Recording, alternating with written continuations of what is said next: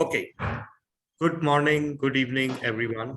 And as the de facto Sergeant at Arms, it is my honor and privilege to formally declare this ninth meeting of Quantum Leap Toastmasters Club open.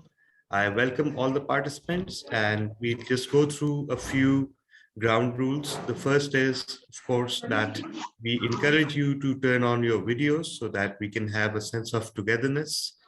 And I ask everyone that please keep yourself muted unless you're specifically asked to speak. With that, I hand over the charge now to our Honorable President, DTM Saif Ali Sheikh. Over to you, sir. Thank you very much, Mr. Acting Sergeant at Arms. And good morning and assalamu alaikum to around the globe.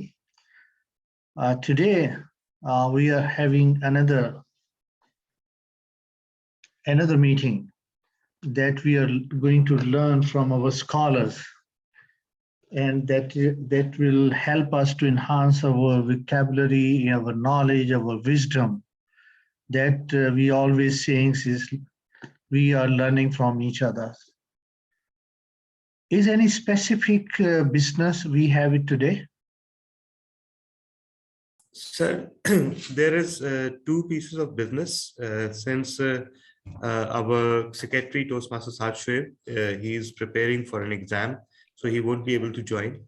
So first of all, I'll ask for the permission to conduct a short, to report on the shortly on the minutes of last meeting. Yes, please. If you have the minutes of meeting from the last, so please read it out. Yeah. Actually, I'll just report that the last meeting, of course, took place exactly 2 Saturdays ago, and it was focused around the concept of blockchain. Our best speaker went to Toastmaster Saira Parvez. Our best table topics award went to Toastmaster Gayatri Deshmukh, best evaluator to Toastmaster Kareem Meghani, best round robin evaluator to Toastmaster Latif Mansoor Ali, and best big three to DTM Sudarshan Seshadri. And there was no other business that was transacted during the period. So over to you, Mr. President. Thank you very much, Mr. Acting Secretary. Fellow Toastmaster, do you have any amendment, deletion, addition in the minutes of meeting? If none, the minutes of meeting adopted as a true record of the club. Thank you very much. There are other things you was talking about. Yes, there was one more thing, and it was about nominations for the contest for Area 1. So after the last meeting, a nomination form was floated, but we have not received any nominations for contestants for contest of Area 1. Did you mention any is the last date to submit the nomination?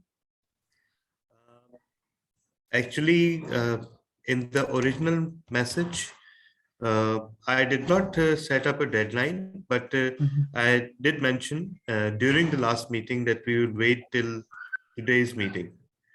And then, yes, there was a deadline set after the initial flotation. And it was set at January 25. So deadline is over now. Yes. So it means we are not going to participate at Area 1 contest. Exactly. So just make the announcement there is no representation from the Quantum Leap at Area 1 contest. Sure. Is any objections from the members? And this decision, it is very close to my heart, because each and every member of this club has to proceed to their home club instead of from the Quantum Leap. That's good. This automatically it is going to happen. Any other business? No, sir, no business to report from my side. Members, do you want to have any business or any proposal or any point of information?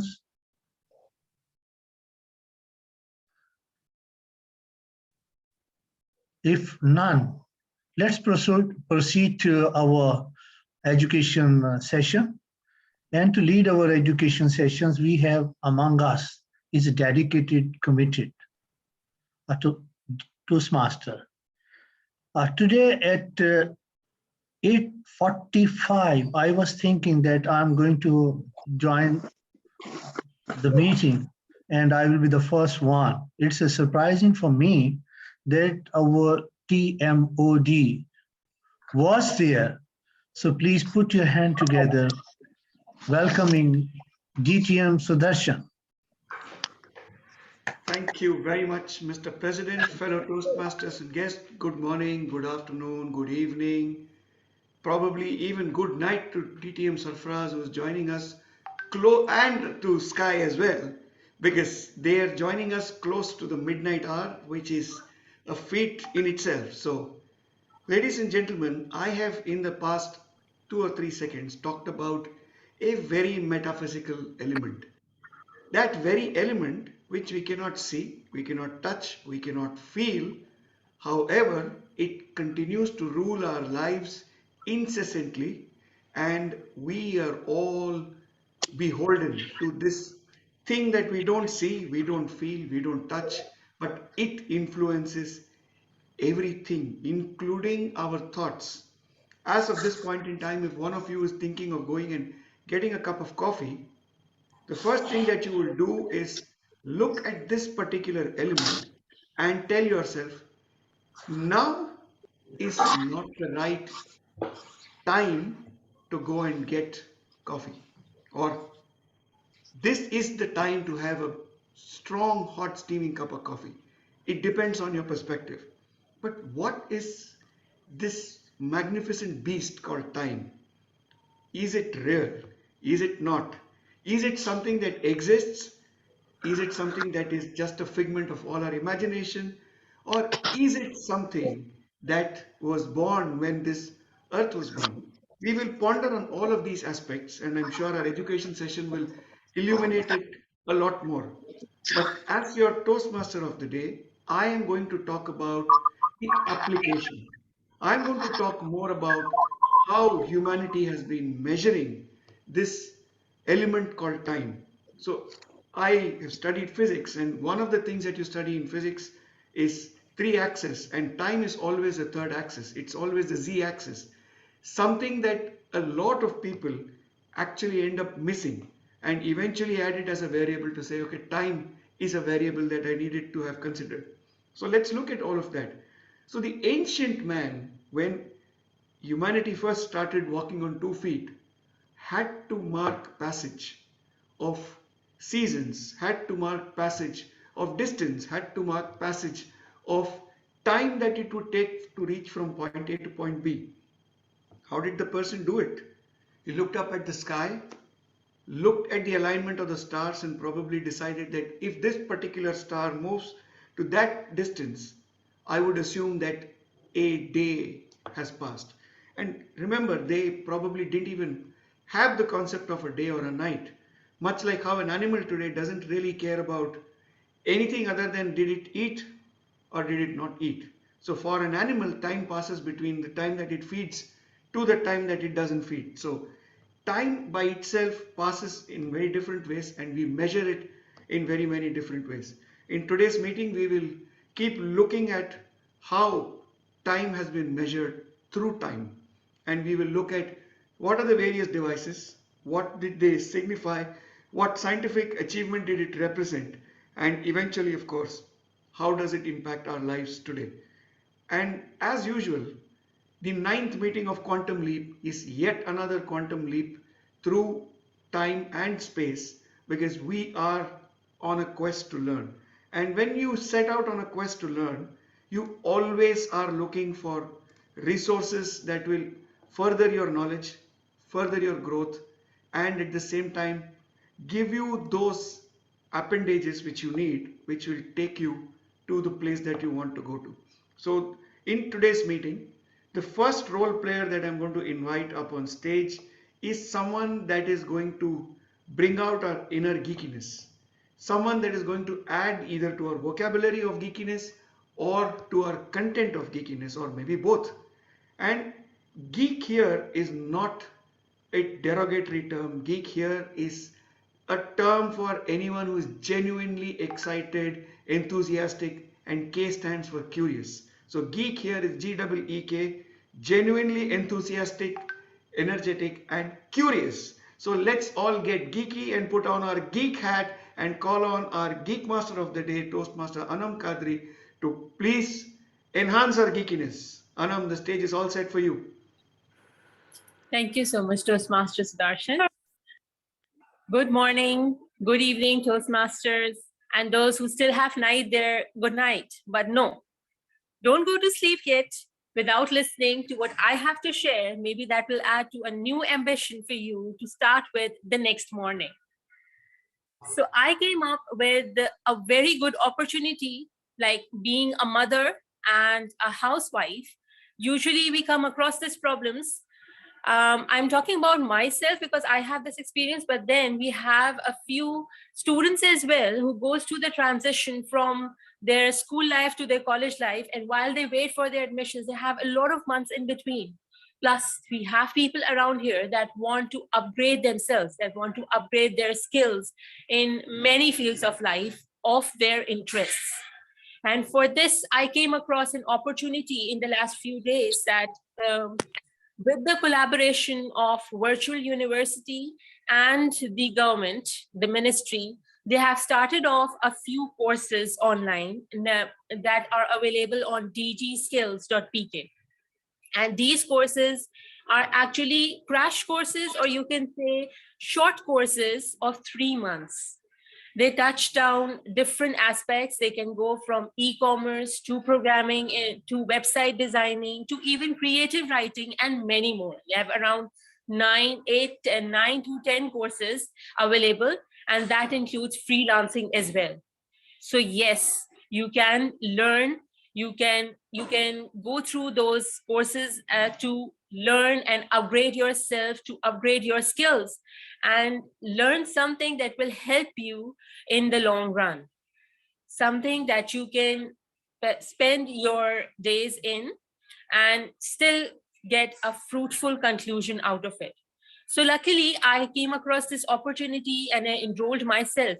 And from personal experience, I say it's a very good experience, a very refreshing one. And yes, I so feel after 3 months, I feel that yes, I can go freelancing about without getting the normal, we hear that freelancing does not prove to be very fruitful at times, or it proves to be that you are actually in the void, standing in the void, working for nobody in the end.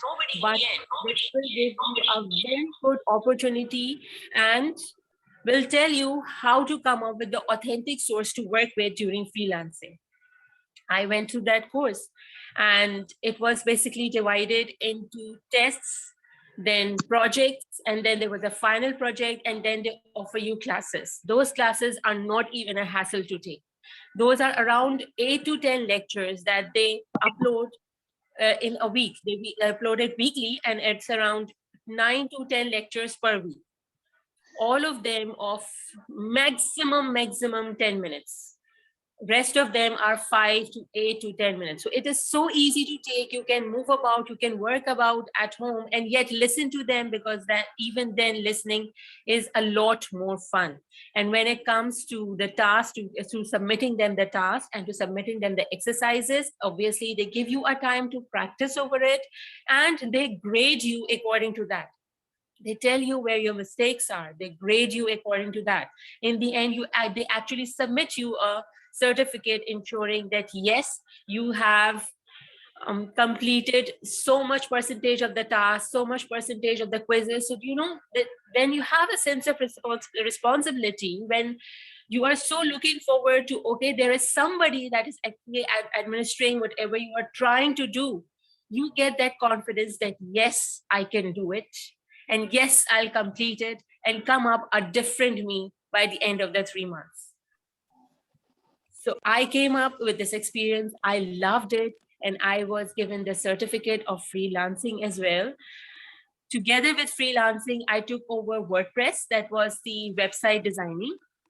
And I feel so confident now that yes, I can go on with the project. I can freelance, work for others, help others, and at the same time help myself as well. So I welcome you all, and I encourage you all to please join us, dgskills.pk, and upgrade yourselves and have a blasting experience. Thank you so much. Over to you, Toastmaster Siddharth. Thank you very much, Toastmaster Anam. That is definitely a tool that we should consider.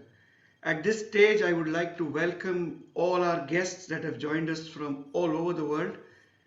Welcome DTM Cynthia, welcome DTM Brahmakumar, Toastmaster Jair. I'm not sure if you're a Toastmaster or you're a guest, but welcome to our meeting, Toastmaster Lupe. Welcome to our meeting, Azam Ali. Welcome to our meeting. We will give you an opportunity to introduce yourself and talk a little bit about yourself and your aspirations for the meeting. However, at this point in time, we are extremely pleased to unveil the pièce de résistance of today's meeting, the very reason why Quantum Leap Toastmasters always takes a quantum leap, because we offer you something that most Toastmasters clubs will not offer you, which is a keynote speech of value which we can listen to, we can enjoy, we can imbibe, we can get inspired by. And today we have with us someone who can only be described as a multifaceted personality.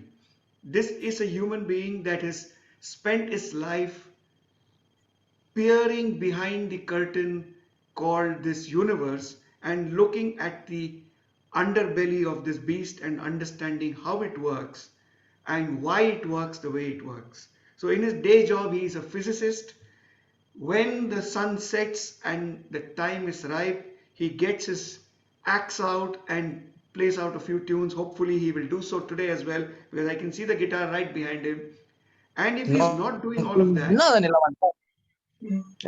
and if he's not doing all of that, he's probably penning down his thoughts for us to read and enjoy.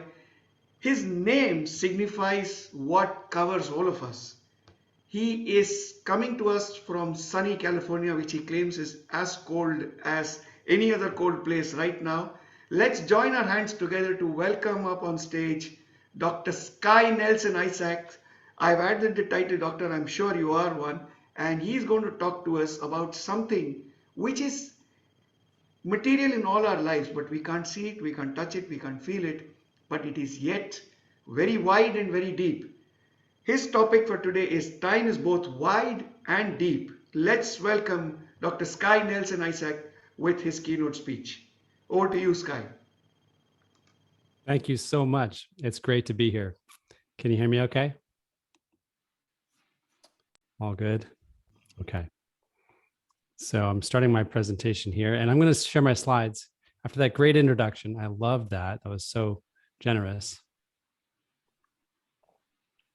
I'm going to share. Let's see if it allows me. Yes, you gave me permission. Thank you for being so on top of it. Oh, I have so much fun when I come here. I love being in this group. You make me smile from the very get-go because you're so enthusiastic and geeky, and you invite the intelligence and the humor, all of that together, the heart, it's all welcome. And I really appreciate that. It's so important. So my name is Sky Nelson Isaacs. I am a master's in physics. I do not have a PhD. And I have my master's in physics from San Francisco State University and my bachelor's from University of California at Berkeley. And I live out here, basically in Berkeley, nearby. And like I said, it is not that warm right now, but it was a beautiful day today. You know, in the middle of the day, it's nice. So I want to share with you today an extension of what I talked about last week, or last year, really, at this point. And I'm grateful a lot of you were there and you heard me talk about wholeness of time, the wholeness of time. And do I have 17 minutes? Is that correct, timekeeper? Okay, great. So in the end of writing that paper, this is a paper that is called Space-Time Paths as a Whole. It was published last December 31st of 2020. I got right it. I mean, talk about a paper on time, published on the last day of the year of 2020. That was amazing synchronicity right there.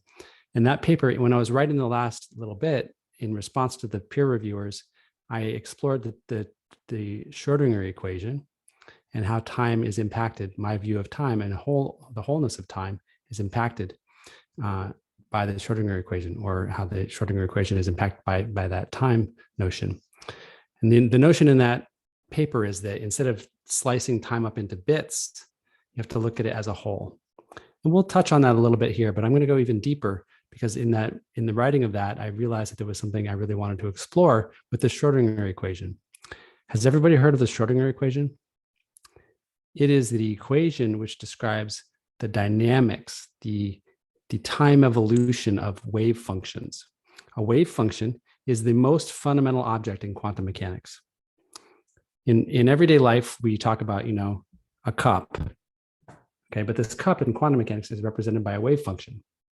So the wave function actually tells us what the cup's mass is, what the cup's solidness is, what the cup's position is. All that is actually described by the wave function. So the cup's not as fundamental as the wave function is. And the Schrodinger equation is the original equation we used to describe how wave functions change with time. But it was always kind of a hack. And I can use the word hack here because we're all geeks, right?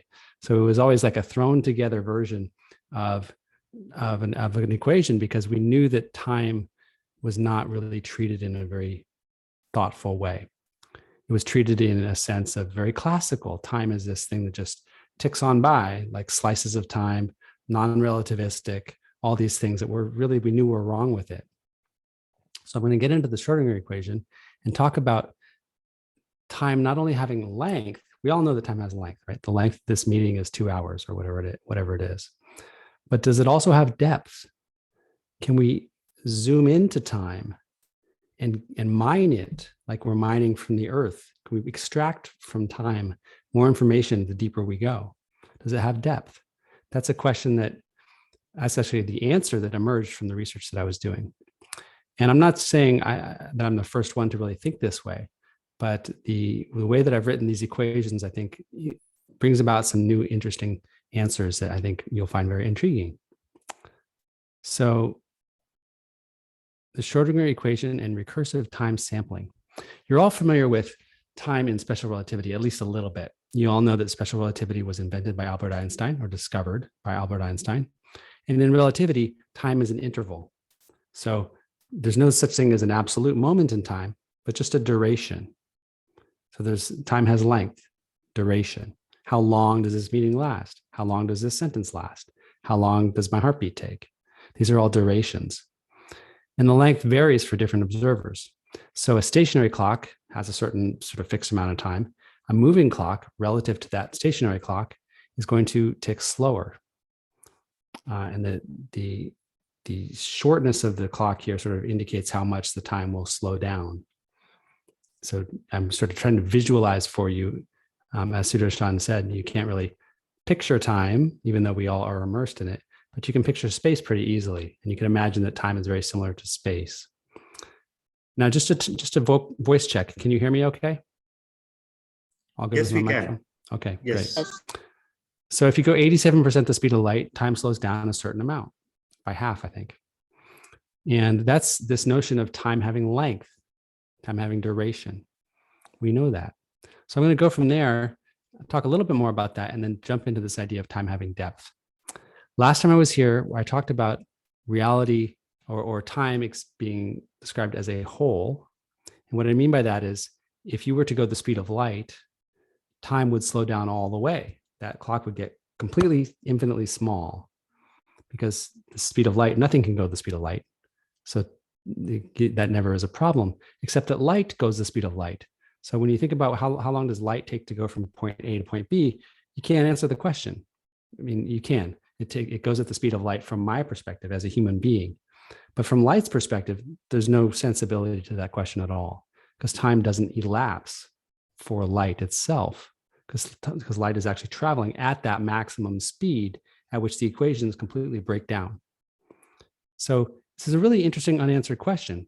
What is light traveling from the outer reaches of the known universe, getting to my eyes? It might have taken 10 billion years to reach me. but the light itself has not elapsed even 1 second. That's a very interesting fact to consider, isn't it? We don't really know how to reconcile those facts. It doesn't mean we can travel in time or anything strange like that, but it does mean we don't quite understand something here. And I use that to show that the 8 minutes of time of light leaving the sun, traveling to Earth, it's sensibly, the light travels along many different possible branches. It might bump into stuff and, splay out in these different directions. These are all the possible paths. But actually, it's not until the end point when I see the light or I step out in the California sunshine and I feel it on my skin, that's when I know that it's reached the Earth. And that's the point at which the entire path becomes real.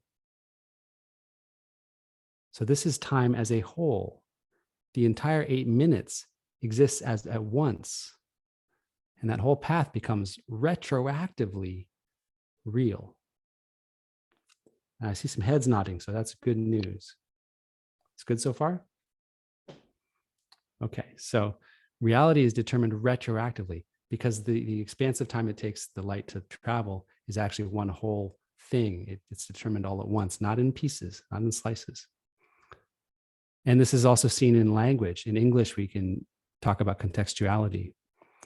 And the old train left the station is a sentence that makes sense. But the old train, the young, is a different sentence.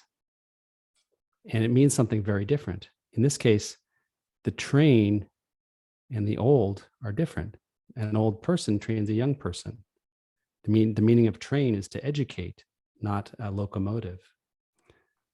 So in language, we also have this sense, at least in the English language, we have this sense that the end determines the beginning. Just like when the light was traveling from the sun to the earth, the end determines the path of the beginning. And this is called local ambiguity. When you use your phone, I have a Google device. When I voice type, have you ever noticed it writes something and then it goes back and corrects what it wrote a little bit and then has a final result? That's like wholeness of time because it's going back and rewriting what it previously thought you said based upon what you say at the end. So there's a very real sense in which we can see the wholeness of time playing out in our technology. So I want to go a little bit farther with this idea and ask, does time also have depth? And I want to really focus on this idea of sampling, which I'm sure you'll be very interested in. Sampling is this notion of you have a waveform, like a musical waveform. You see a violin there in my background. And you record a waveform there, but it's complex and we don't have infinite amount of data to record it. So we sample it. And sampling is this process of taking a snapshot of the signal every so often, every 30th of a second, let's say. So you get 30 samples, 30 snapshots of the signal per second, but it's still not the original signal. It's not perfect. If you play it back just as 30 samples per second, it's going to be choppy and ugly. So you have to find a way to reproduce the signal from your samples.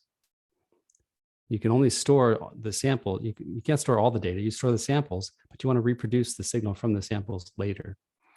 So the goal in audio sampling is to capture the value of a signal, a sound wave or an electrical circuit, at specific points. Record these, and then try to recreate the original signal from these points. And Timekeeper, I'm going to count on you to give me some heads up, okay? So the way we do this reconstruction, we can easily capture the samples. You can picture like I can take a snapshot of the signal every so often.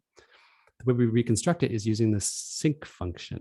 A sync function is a fancy term that engineers use, which is just sine x over x, sinusoidal wave. But because it's over x, it means the further the bigger x gets, the smaller the wave gets, because something over x gets smaller. So a sine function starts out as a sinusoidal oscillator, but it gets smaller as you go farther from the origin, farther from the center. So it looks like this top hat kind of thing, it's wavy hat. And it out past the edges, it just gets really small. And so what you do is you take this at every sample, you place one of these functions to the height of the sample. And then you add that to your signal and you shift over to the right and put another one. And you add that and you shift over to the right and put another one. You add that. And so what you get is something like this. My original signal is black, and I'm trying to recreate it with samples. Samples are the narrow vertical lines every so often. Those are the values that I record on my hard drive of saying, here's the value of the audio waveform at this point. It's this, it's this, it's this. And then what I'm going to do to recreate the black line is put in these sine waves. There's sync waves. This blue one starts here. Notice the height of the sync wave is the height of the sample. This is the value of the sample. This is the data that I have. I place a sync wave here, and it's this blue line. It adds, a wave that looks like that. It goes up and down smaller and smaller as we go out. And that's that. Then add another sync wave here. Boom, at this point, a taller one, because the sample is higher at that point. That's the data that I have again. And that sync wave goes down and gets smaller over space. This is actually the time dimension, so it gets smaller over time. How are you? Good. How are you? Can I get a name for your order? Suresh. Suresh, I'll take one of those. Can I get a spicy chicken sandwich? the meal or the entree? Can you And mute then- him? And did you Can want the the deluxe or Zoom the person standard? mute Just the him? original. Go for the beverage. No beverage. Do you want the fries? Zoom, Yes. can the Anything Zoom else? host? And then Mute another him, spicy chicken please. sandwich. Just the Just sandwich. sandwich. And no pickles for either. Somebody's of on them. it. I don't want any pickles either. Tala. Oh, Okay. there you I go. think I've succeeded finally. Great. Okay, great. So we're going to add all these sync functions. Notice these are all the same signal, the same waveform, this top hat kind of thing, but shifted and scaled to different heights based upon the original data that we have of the samples. And when you add these together, at this point here, the height of the sum total is basically just given by this sample, because the neighboring sample is very low. It's actually at 0 at that point. Intentionally, that's where it crosses 0. And this sample is given by the height of that sample. But in between, you have both functions are smaller than their maximum value. And together they add up to give you the black line. So basically everywhere along here, the signal adds up, the sync functions add up to give you the black line. And it's actually a process based upon the Shannon-Whittaker information theorem that is an exact replication of the signal. And this can be shown mathematically. You're all familiar with Shannon information, I believe. You've heard of that term. It's a very fundamental way of representing information. So this is a really beautiful, beautiful phenomenon that you can reconstruct signals, any signal, complex signal, with just its samples and this generic form called a sync wave or a version of a sine wave. So now my main point. I will now show that the purpose of the Schrodinger equation, and therefore quantum mechanics in general, is to sample and reconstruct the wave function. The wave function being the fundamental entity that describes each object in the world. So we're sampling the world and then reconstructing it when we time evolve anything. Because the Schrodinger equation, remember, is doing the time evolution of everything in the world. So it's basically about sampling and reconstructing these waveforms. So what does that mean? Here's my conclusions. Here's why I think this is so interesting. Time, therefore, has depth to it. The sampling rate of our equation is the depth of resolution that we're sampling in time. So we're digging into time depending on how narrowly we sample. And our reality is essentially digital, if this is the case, which is not that big of a stretch now. People think this very, very commonly now, but this is another way to look at it. And that we can mine time to get information. We can look more deeply into time than just the surface level. And maybe we experience recursive time at a human scale. And Mr. Timer, was that 15 minutes or 10 minutes left? We are crossing the 15-minute mark, actually. So we have 2 minutes left. Great. Okay, 2 to so 5 minutes. the Schrodinger equation looks like this. It is an integral from t0 to t prime, from time 1 to time 2 of the Hamiltonian. And what we do is Dirac had a very interesting solution, and I'm going to go through the math very quickly because nobody really is going to dive into the math right now, but I'll give you the payoff. we basically have to do a series of more and more complicated integrals. Integrals are these mathematical things in calculus that add up a contribution of something over time. But the problem with these, that they're nested integrals. The integral on the inside is a function of the integral on the outside. So even at the first order, it's pretty simple. At the second order, it starts to get complicated because the inner integral depends on the outer integral and vice versa. So there's really no simple way to just solve these and make sense of them. But I tried to break them down into what they really mean. And you're familiar with my last talk, I talked about the Fourier transform, how the Fourier transform is really the key to understanding the digital nature of the universe and the wholeness of the universe. Well, first order calculations of this time-dependent Schrodinger equation give you this equation. The integral of the potential, V is the potential, and this E thing here is actually the Fourier transform kernel and the wave function. So this is actually can be written as a Fourier transform. This is very complicated, but I'm going to describe to you what it says, okay? The wave function is here, and I've written it as an inverse Fourier transform of the frequency domain, momentum-based wave function. That's psi tilde. So this is a wave function in frequency space. And this is inside of Fourier transform over time, but it's actually a limited time domain. So what I did is I said, I'm going to rewrite this as an infinite time domain integral. And this is an infinite time domain integral that allows these to be actual Fourier transforms.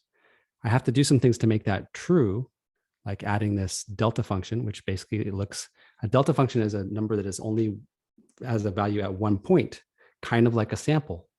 A sample only has a value at one point in time, right? So this is where you start to see this idea of samples coming in. And the rect function is a function that makes it go from only t0 to t prime, so that's necessary. But the inverse Fourier transform of that is a sinc function. It just happens to be that. So when you do this and you use what's called the convolution theorem, you get a very simple result. This whole thing, the time evolution, is given by a sinc function convolved with the potential energy. You all know what potential energy is. Convolved with this delta function, which is the sample, and then the original wave function.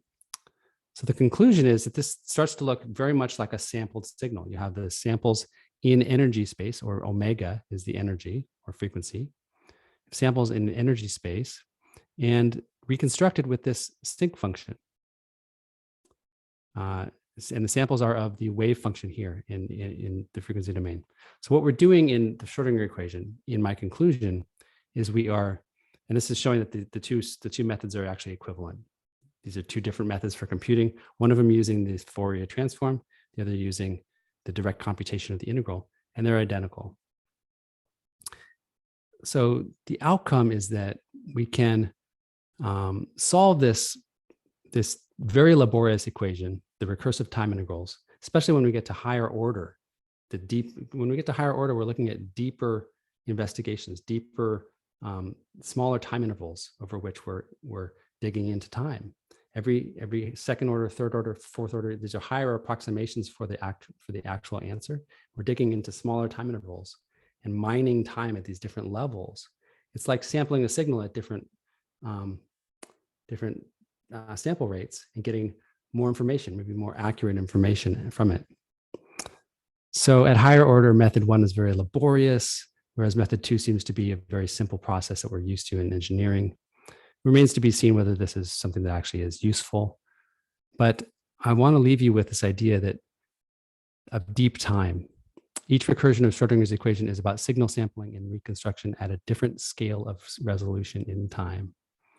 And so we're looking at the depth into which we can get information from a system by how many orders of integrals we do in the Schrodinger equation.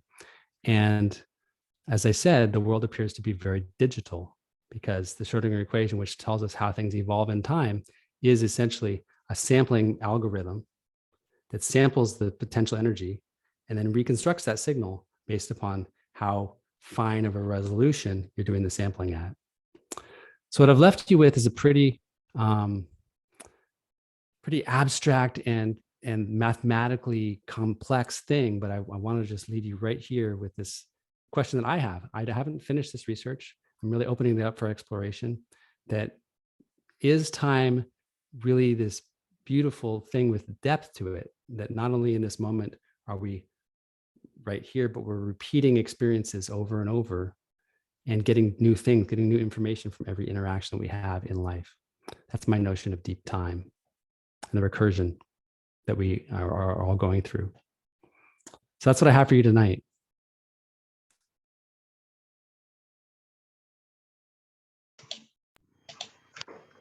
Thank you very much, Sky. That was indeed deep and wide, condensed in probably what was 15 or 16 minutes. But if we look at what you said and try to understand the import of what you said, it is indeed something unique, something extremely interesting, and probably we could spend our entire time trying to understand what time is all about. So thank you very much for that. And yet again, thanks for coming here and telling us something that we thought we knew and realized that we know probably just 0.5% of what we really need to know. So thank you again. Ladies My and pleasure. gentlemen, let's acknowledge Sky with a huge round of applause virtually, and if possible, switch on your mics and applaud as you would. Thank you. Thank you. Sky, could you stop sharing your screen if you're done? Awesome. Ladies and gentlemen, we at Quantum Leap promise you something unique every meeting, and this was an example of that. At this point in time, I would like to bring our meeting back to what we normally do in a Toastmasters forum, which is to have an organized meeting with specific activities that each individual takes up. Yes, DTM Talab. Sorry, DTM Sudarshan, we have a 5-minute Q&A scheduled with the... Yeah, I'll come. Sky. Yeah. Right. Yeah. So I was over enthusiastic and jumped the gun. So let's take the next 5 minutes and ask Sky questions to further understand what he has spoken about. And if there is anything that you would want to clarify, this is your opportunity. Sky is available with us for a few more minutes. So please shoot your questions out either in chat or directly by unmuting yourself.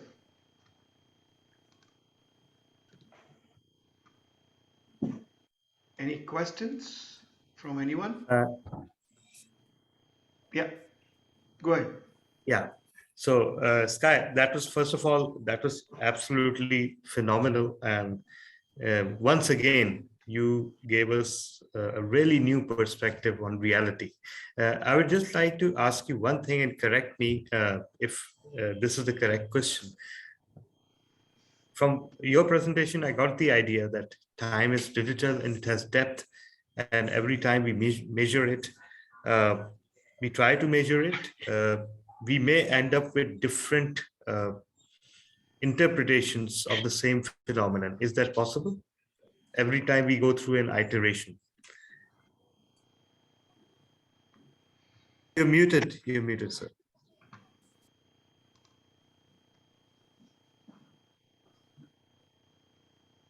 So let me share my I think I'm good. So let me just share this screen here. This is a picture of where I wanted to take you a little bit. This is kind of quirky and silly, but if you've seen the movie Groundhog Day, Bill Murray repeats the same day over and over and over. And in my life, I know that I've experienced the same things again and again. Sometimes it's like a relationship with a person now that's very similar to a relationship I had last time, or a relationship with my boss that's very similar to the way when I had with someone in my childhood, or experiences of positive joy that reflect, growing experiences that you've had before. So this question of, does time repeat itself? Does life repeat itself? I think is very fascinating and very important. And each time we experience a situation, we filter out part of it based upon our perception. Like somebody criticizes us, we think they're criticizing us at work, we act a certain way. We deal with that, and then we come around to it again in time. It's like time repeats itself, recurses in this way, because time has depth. And do we get more from the situation the next time it happens? The next time we get criticized at work, do we do we have more insight because we're less defensive? We've learned something from the last time. There's more ability to extract information from that experience of value to grow and learn. So that's what I think the application might, could be to take away for tonight.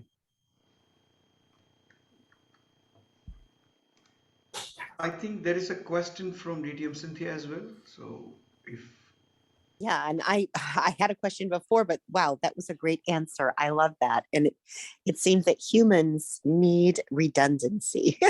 We keep going back over things like a vacuum. When you're vacuuming the floor, you don't just pass over it one time. You really have to keep going over and over. And the same That's thing a with good us. analogy. Yeah. Something I used to be so not really understanding like the concept that like God or source universe doesn't experience time like we do, like in going forward and past and present and future. It's all now. And that kind of blew my mind. But when I remembered when I was a kid and I was like 8 years old and my sister grew white mice and she had them find their cheese in the labyrinth, the little labyrinth, and they're searching this way and that way.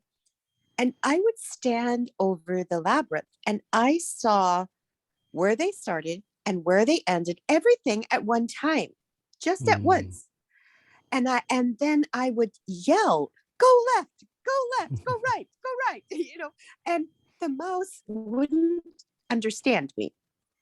And I thought,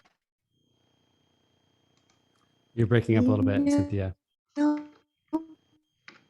That's kind of like God or universe seeing that. Huh? Cutting out? Is that better? Can you hear me? I can hear you. Yeah. Okay. And I thought, that's kind of like God seeing everything at once. I saw where the mouse was in the past, quote, and in the future, and where he was now. I saw it all at once because I'm bigger than him and I was standing over him. But the thing is that I could see the past and I could see his future and I could see his way to the cheese. But when I was yelling, he wasn't understanding me. He wasn't hearing me. And so I think that's like our deepest intuition or our wisdom guide. And well, I think what's really interesting here is that one of the first things you said was about everything is the now. Yeah. And if we think about time repeating itself, and each time it repeats, we're sort of digging into it with different sample rates, different data, then the repeating is really just the same moment. Each moment is really the same moment, but we're getting something different out of it every time. Oh, that's beautiful. Wow. it really is. Thank you. And I just invite you to all of us to picture, not to get rid of the picture just for a moment of the past is behind me, the future is in front of me, the present is in right here where I am, and just picture that there's only this one thing, which is right here. And it's the same here that I was in yesterday and last year. It's the same here. And it's just really useful to reframe that in our cognitive prefrontal cortex sometimes.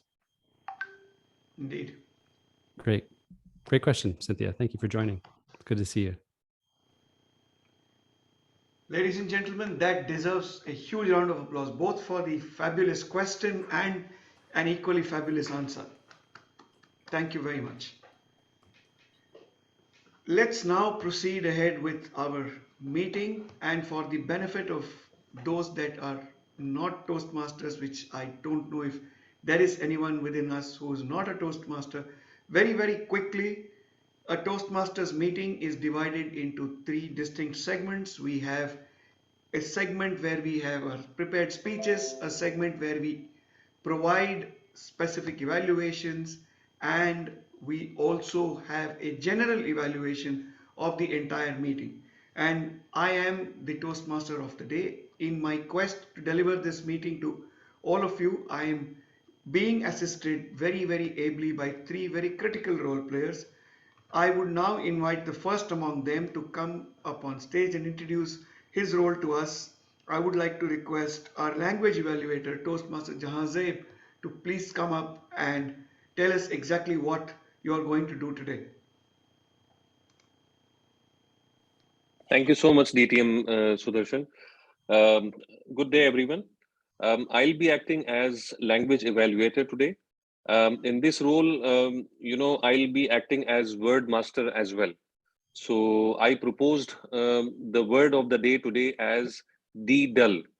It was mentioned in the agenda as well. So it is DAEDUL. And it is, let me give you some examples. So there can be multiple meanings to this word. Skillful, artistic. Another meaning can be intricate. And another meaning is adorned with many things. And then there can be few examples in a sentence that the filmmaker makes D-dull use of lightning effects and camera angles to create a nourish atmosphere. And another statement could be, DTM Talha uses, makes D-dull use of graphics softwares in order to create very good posters. So things like that. So D-dull is the word of the day. Please try to use as many times as possible. I'll be noting down and I'll be presenting my report in the end. And another aspect would be the grammarian, the role of the grammarian. I'll be covering that thing. And, we understand, we learn from each other. We learn from the vocabulary of others. So there can be multiple opportunities for us. So I'll be noting down the opportunities where we can improve our vocabulary and, our writing or listening skills. Things like that. So in the end, I would be reporting to you, DTM Sudarshan. Over to you. Thank you very much. Thank you very much, Toastmaster Saif. The only request is, can you please put the word of the day in chat so that we can keep getting reminded of it. Great. Let's now move on to that person who is not only the creator of today's meeting, but someone that is keeping track of that metaphysical element that we've been talking about for the last few minutes. Let's invite our timer, Toastmaster DTM Talha, to please tell us what is he going to do in the next half of our meeting. Thank you so much. You have already seen a sample of what I am about to do during the keynote. So I'll be timing each and every segment. And the general rule is that I'll be displaying the green background when the minimum time for a presentation or a speech is reached, yellow for medium, and 7 for maximum. Every time you see the red mark, that means during a speech, during an evaluation, during a table topics, during a round robin evaluation, it is your signal to end your presentation within 30 seconds. If you do not, you will not qualify from being voted upon as a candidate for the best speaker / evaluator / table topic / round robin. And I will be floating the votes for that also based on the timing. Over to you, DTM Sudarshan. Thank you very much, Mr. Timer. And now is an opportunity for one of you to put your hand up and take up a role which is very critical for both the speaker as well as the listener. This is an opportunity to expand your listening skills and at the same time be a person who enables us to improve our language. We are looking for an R counter, and if there is someone that is willing to volunteer, we would be more than happy to take you on board as a role player for today's meeting. So you have 30 seconds to decide if you want to be an R counter in today's meeting. Could I request one of the experienced Toastmasters to take up the role? DTM Abdul Fattah, would you be interested?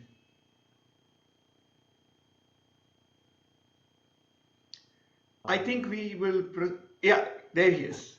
Well, I'm a champion of our counters, and I'm very bad when it comes to it. So how can I judge others if I'm bad myself? I don't. That's absolutely fine.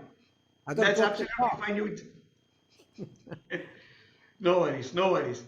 We shall not put anyone on the spot. So if you do listen to it and want to tell us at the end, that's fine. If not, we will proceed All right. with today's All right. meeting without having a specific hour counter. Okay, I will take my counter. All right. Thank you very much. That's the spirit. That's the Toastmaster spirit at work. Ladies and gentlemen, now in the interest of time, let's proceed ahead with our meeting. We have a packed agenda and we intend getting through all of it in time and in style. So the first part of our agenda that unravels now is our prepared speeches.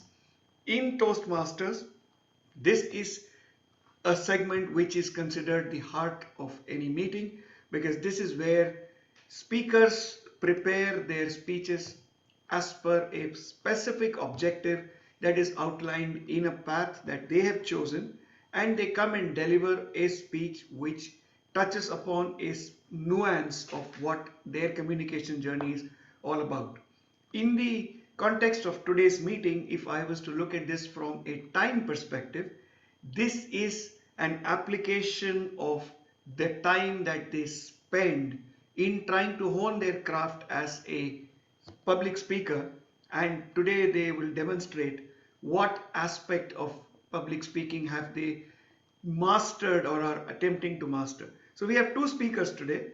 The first speaker is DTM Swarna Kalyan, who is joining us all the way from Singapore. And unlike all of us who are looking for our warm clothing, she is someone that is ready for beach wear all 12 months of the year. She is in sunny and humid Singapore, and she is someone that is personified by her generosity of spirit, generosity of willingness, and generosity of ability. She is someone that believes every individual is an investment to be made, and the interest that comes out of it is the growth that the individual sees. Today she is going to deliver her speech from the pathway persuasive influence, and to do the honors of telling us exactly what she is going to speak about and what her speech title is, I would like to invite her lead evaluator, who is none other than DTM Talha, to tell us more about her speech. DTM Talha, the stage is yours. Thank you so much, Toastmaster of the day. DTM Swarna will be presenting her level 1 project, Introduction to Vocal Variety and Body Language. The purpose of this project is for the member to practice using vocal variety or body language to enhance his speech. And during the completion of this project, the members spend time learning about and practicing their body language, including gestures and other non-verbal communication, along with their vocal variety, including pace, tone, pitch, and volume. And it will be a speech on any topic, and the evaluator needs to watch for body movements and gestures. I will also have a team of evaluators with me. For commendations, we have DTM Saif Shaikh and DTM Sudarshan. For recommendations, we have Toastmaster Khurram Saeed. And since one of our members is not here today, I will ask anyone to volunteer for one recommendation role, if you can. So would anyone like to come forward?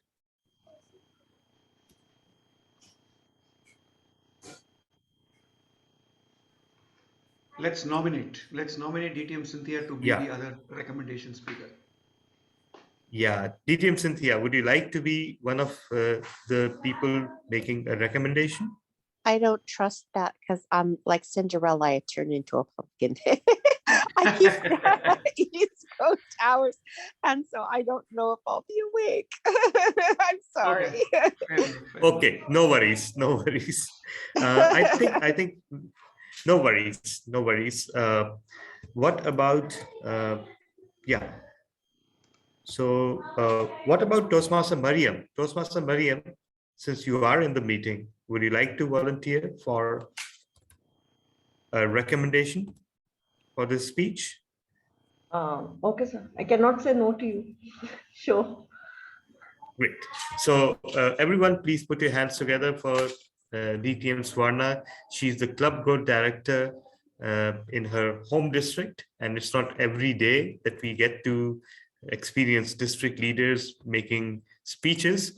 And of course, before DTM Cynthia points this out, let me point it out myself that yes, Leaders Worldwide is also like that was the first and foremost club where you get to see district leaders doing projects and evaluations.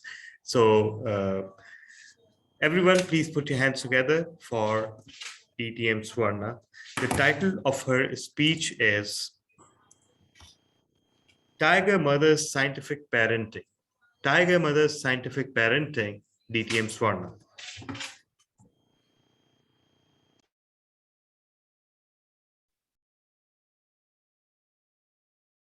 Ma, what are you doing?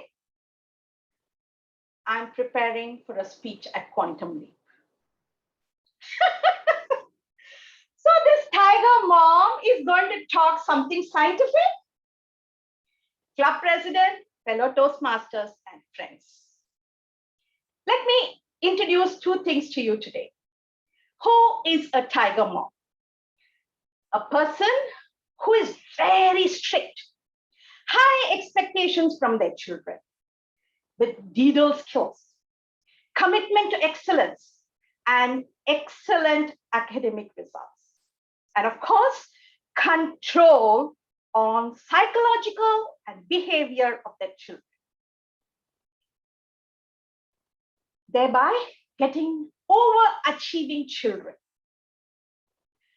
I wonder why my son thinks I'm a tiger mom.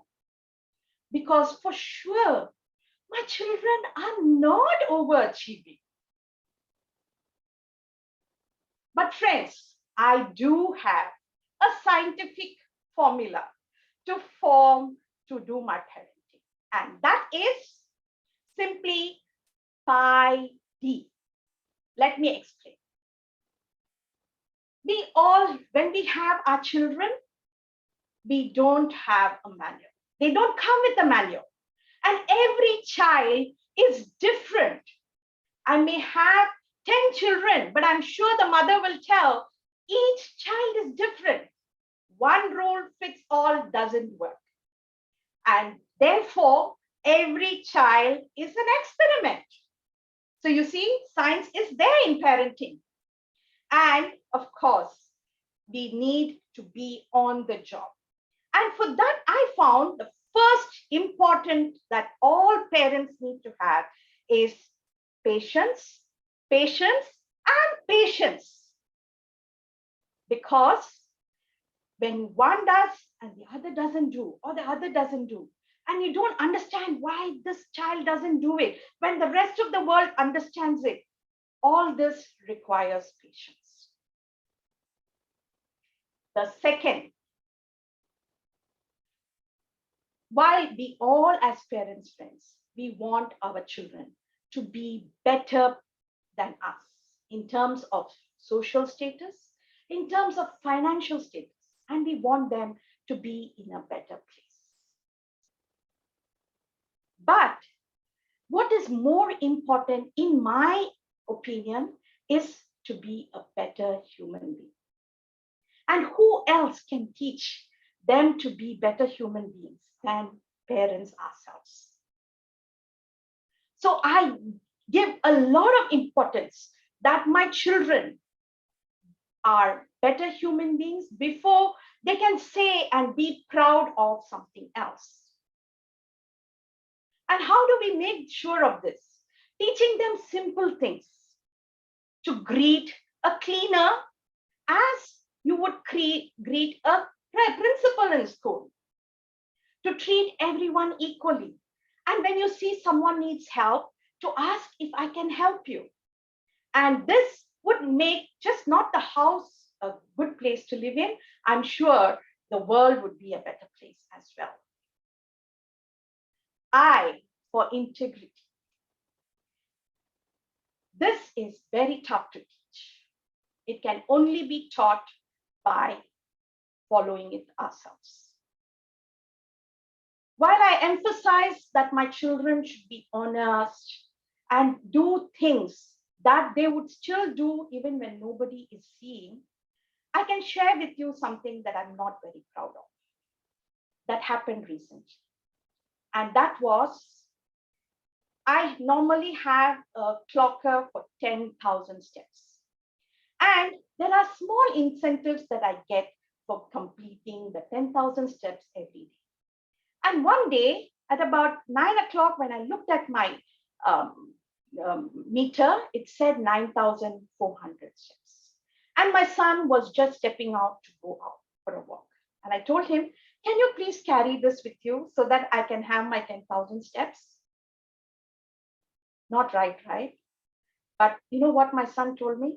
Ma, you want to lie? You lie yourself. I don't think I want to be part of this. While I felt bad that I stooped to that level, I felt good as a parent that my son could tell me, Ma, what you're doing is wrong. D. Most of us have grown up, I'm sure, with the idea that parents are the authority. As parents, we decided, let us create a democratic environment in the house. And let me tell you, friends, democracy is very difficult at home. It is a double-edged sword. And most of the time, as parents, we lose out. But we still decided to do it because we want them to learn to have the voice at home before they can go out to the world. And also with democracy comes consequences. And when they decide they want to do certain things, they have to face the consequences with this. My daughter, she got admissions in Singapore and she got in UK. And she decided to go to UK. But with that came consequences that she had to be independent. She had to do her own dishes. She had to do her clothes. She had to eat, to find food for herself. Well, she had to learn to live with that. Not that she did well, but at least she knows that if she laid the bed, she has to sleep on it. So friends, this is my formula of parenting. Pi D, which completes my circle of my family. And I hope that this circle will expand to the world. The circle is not perfect, lots of dents. It is a bumpy ride, but I continuously try to make the circle as possible. I want to leave you all with this message, friends. As parents, we know we are always constantly challenged to do things. But let us remember this quote by Dalai Lama. Let us give our children the wings to fly, the roots to come back, and a reason to stay. Over to you, Toastmaster. Thank you very much, DTM Swarna. That was indeed a very insightful speech. Ladies and gentlemen, if you have any feedback, kindly put it in chat, which will serve to inspire DTM Swarna.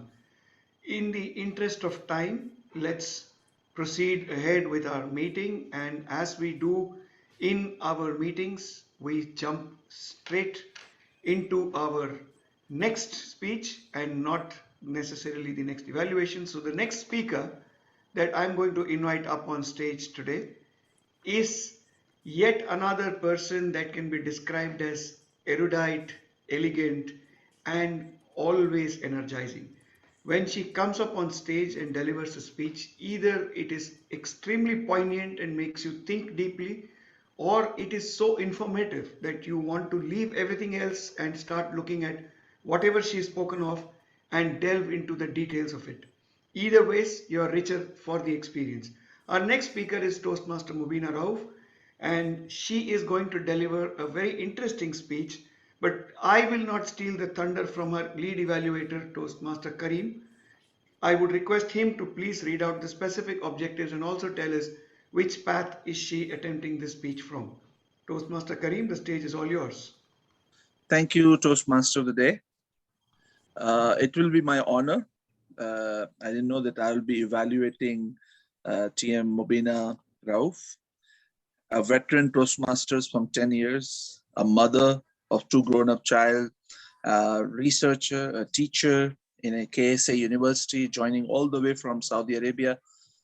She will be doing her pathway innovative planning, her level 2 project 1 speech, and she will like to connect with us, connect with our audience, so that we can expect any kind of topic, a topic which is sometimes which is unusual with Toastmasters. It is expected. So I'm expecting a very exciting speech from TM Mubina Rauf, and her topic, her speech title is My Fashion Footprint. So I'm here to learn from her. My team of evaluators commendation will be TM Jazeeb Shah and DTM Swarna Kalyan. And my recommendation team will be TM Faisal Murad and DTM Saif Ali Shaikh. I think Faisal Murad is not in house, so I hope that he will be joining, or we'll be arranging someone else. Yeah, we can once again ask Toastmaster Mariam to Okay, be do the prepared. recommendation. Okay, Or so welcome to the we team. have a guest with us, Toastmaster Sridhar. I don't know if he is available. Maybe he Yeah. can take it up. Yeah, why not? Why Toastmaster not? Sridhar, would you be interested in taking up the role of recommendation speaker? Just a 2-minute speech.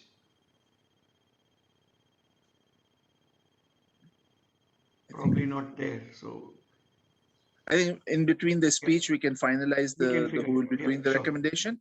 Okay, over to you, TM Mubina Rauf. We're really excited to hear you. Good luck.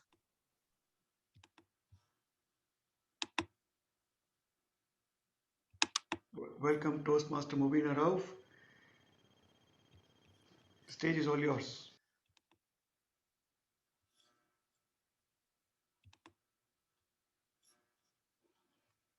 Am I visible and audible?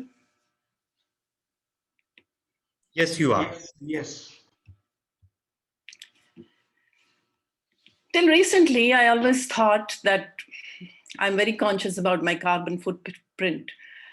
I never buy disposables. I take my water flask with me everywhere. No Amazon shopping, nothing of that sort. But no, alas, I was wrong. I am guilty and a perpetrator of taking my carbon footprint up. How? Through my fashion footprint. Mr. Toastmaster, fellow Toastmasters, good evening, good morning, wherever you are. Now, research tells us that at the moment, we are consuming around 80 billion clothing, 80 billion, the figure is 80 billion for the clothing we consume every year, which is 400% more than we used the clothing 2 decades ago, maybe, it's more than that. Why? Because of fast fashion. So what is fast fashion? According to the Oxford Dictionary, fast fashion refers to clothing produced rapidly by mass market retailers in response to the latest trends, using inexpensive material to keep the price tag low. Now, I said in the beginning that I'm a perpetrator. I'm a woman, a working woman. So I need clothes, I need bags, I need shoes. But the problem is that I buy way more than I need. So how does it affect the environment?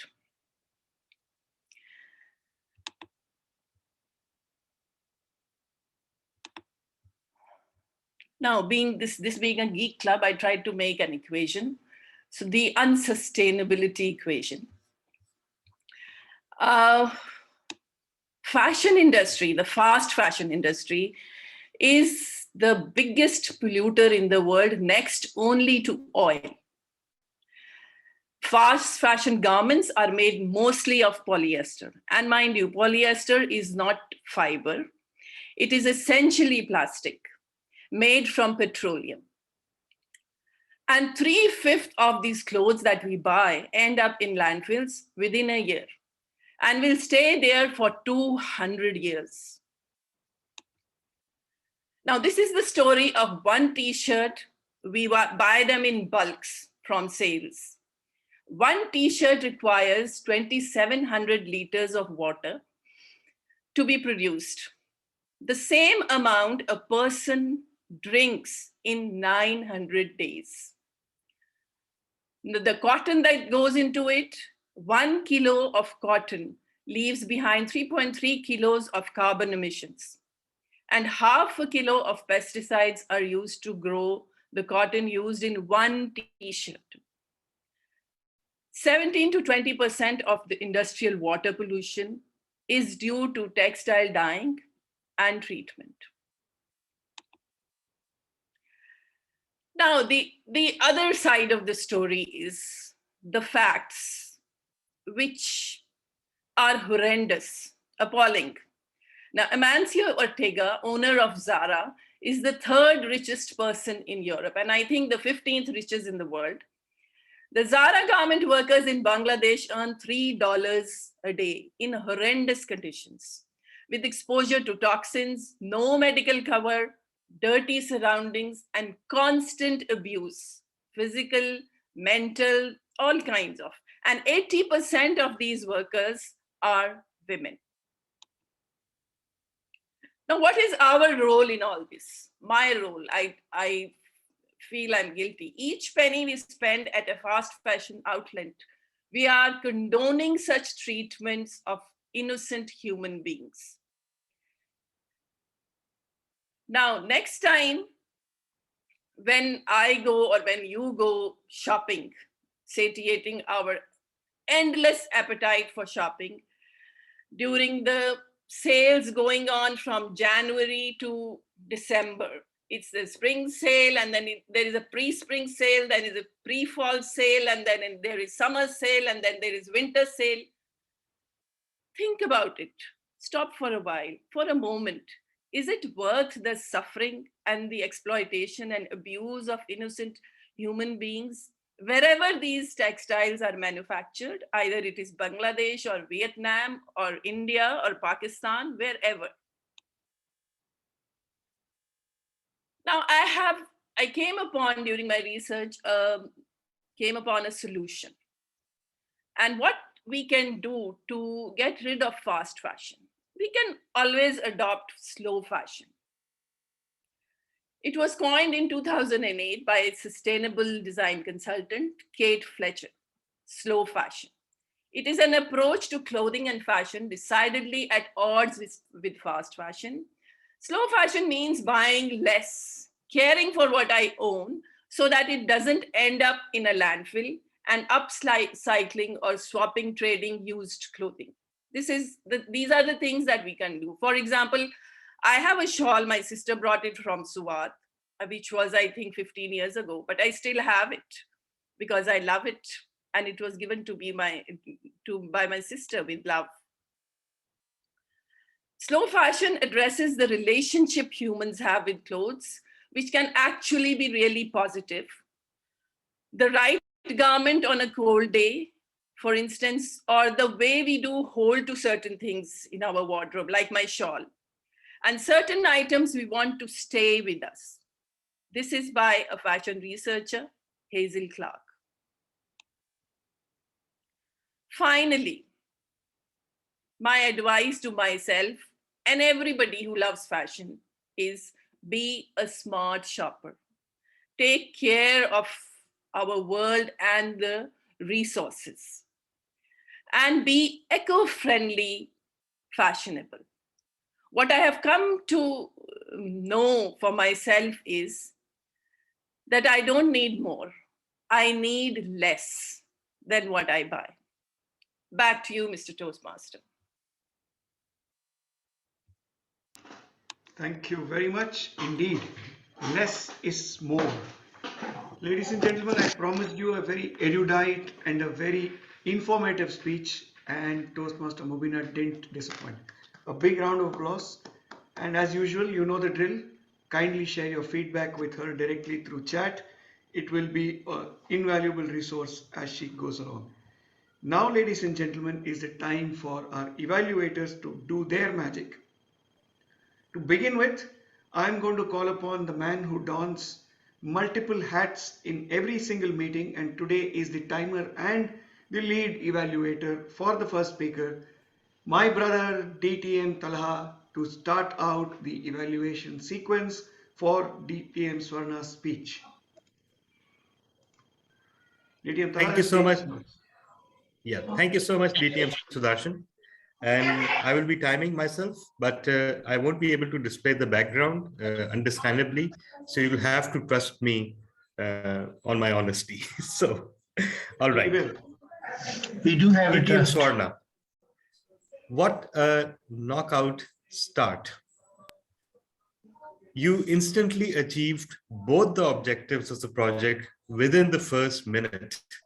And that was clever. I have to commend you for that. That was a very good technique to get those things out of the way in the beginning. I loved the meta introduction that you made. I loved how you linked your speech to the theme of the club and of the meeting. That was absolutely fantastic. I loved how you managed to use the word of the day during your speech in a very well-planned and deliberate manner, and not just showing it in just because. You painted a great portrait of brown parents, which all of us can relate to. So kudos on that. It was refreshingly honest and very blunt, I must say. You had sincerity, passion, and your speech was coming from the heart. We can see that from every tick of your face and every movement that you made. That was absolutely beautiful. Your content was fantastic and it was very instructive as well. By the time your speech ended, we realized that we had learned quite a lot without ever feeling like we were in a class. So congratulations on that. You must be fantastic with your kids. So I can see now the reality behind your speech. Some improvement areas. First, I felt that the formula that you presented could have been shown on a placard, at least in the beginning. And that would have added more fun and humor and more understanding to the speech. A little more lateral movement during the speech would have been welcome. I also feel that you could have showcased more body language and vocal variety during the latter half of your speech. You could have introduced some dialogues to illustrate the situations that you were portraying. So that were the only two improvement areas. So to summarize, fantastic speech. You achieved the project objectives during the first minute. You could have continued displaying body language and vocal variety during the latter half of the speech. You use some amazing words like children don't come with a manual, every child in this experiment, greet a cleaner as you greet a principal, democracy is a double-edged sword. I mean, I don't know where to stop noting. Absolutely fantastic use of language and your wisdom. And we all were richer for it. And that is pretty much it. And now I hand over the charge to our round robin evaluators for the commendations and recommendations. Our first commendation will come from our president, distinguished Toastmaster Saif Shaikh. Thank you very much, DTM Talha, and in particular to DTM Swarna. What a wonderful punchline you said about it. Let us give our children to wing to fly. And that is the crux of your speech. DTM Swarna, you was calm, confident, and composed throughout your delivery. And you shared the formula. And I just wrote patience, patience, patience, better human beings, and treat equally 10,000 steps. You want to keep them physically strong also, open to the kids and democratic environment. I don't believe you can continue with the democratic environment at home because the kids is always prevail. You cannot do more democratically at home. But I really enjoy the way you deliver your speech, the way you were standing, the way the smile on your face throughout the speech. Over to the next commentator. Thank you so much, DTM Saif, for that invaluable commendation. Our next commendation will come from our Toastmasters of the day, DTM Sudarshan. Thank you very much, DTM Talha. First of all, DTM Swarna, thank you very much for that very relevant speech. Children do indeed not come with a manual. However, we as parents have to impart the data that they can have into them. And your speech addressed all of those aspects, and it was just simply amazing. What I really enjoyed with your speech was the confidence with which you delivered, because the subject matter was close to your heart, but the integrity of your speech came through when you gave your personal example of trying to fudge that pedometer and being told off by your child and you being proud of it. So that in itself shows us your vulnerability, yet your acceptance of the fact that as a parent you scored 100 on 100, maybe as an individual on that particular instance may not have. But that being said, the speech was embellished with anecdotes, it was enhanced with your style of delivery, and above all, it gained credence because of your naturalness. So all in all, a great speech. Thank you very much. Back to you, Mr. Evaluator. Thank you so much, DTM Sudarshan. You managed to cram a whole 3 minutes worth of feedback in that 1 minute. Amazing. Next, we have recommendations. Our first recommendation is from Toastmaster Khurram. Toastmaster Khurram, over to you. Thank you, DTM Talha. What a great speech, DTM Swarna. And but my part is on the dark side of the moon, so let me have that. So let's talk about something on the online technical stuff. My first recommendation would be that the background we are using is split into 2/3 and 1/3 of white and brown. It's just a matter of putting intelligently a camera in a better way so that it can be more solid and give you a better edge on the background. Although the color between your clothes and the background was great different, so that's a good point. On the other hand, as the DTM the evaluator already explained you, the literal movement, the stage usage, I mean, although in the online environment is very difficult to manage that, but if you move it on the other sides and show, that will help today your body language as well, because it was more speech toward the body language. The next two word will be quickly that your body language was repeated quite a lot of time, the same things. And lastly, your the grimpy, sad vocal variety was not there. Like, for example, if your daughter is taking a note to go to UK, you should put it your vocal variety that it is a sad stuff for you. So over to you, Mr. Evaluator. Thank you so much, Toastmaster Khurram. Next, for recommendation, we have Toastmaster Mariam. Thank you so much. Now I understand why at the last moment the recommendation member is just left out. It is really hard to recommend on such a nice speech. And trust me, when I saw DTM, I said, oh, it's going to be fun. It's going to be nice. Well, that's a task now. I love your smile. From the beginning, I'm seeing you smiling till the last. Now, as I'm in the recommendation team, that's my duty. Now, being a parent, you have said patience, patience, and patience. Yes, I do believe in that, because we have been transformed from chappal parenting to a formalized one, where we have to control ourselves, and this is the most difficult thing. And still, when I go to my mother, she is a different parent, what I have seen, and a different mother. She's totally different with my children. We have been raised with that parenting and it's embodied in us. So for me, it's really hard to push myself back when it comes on patience.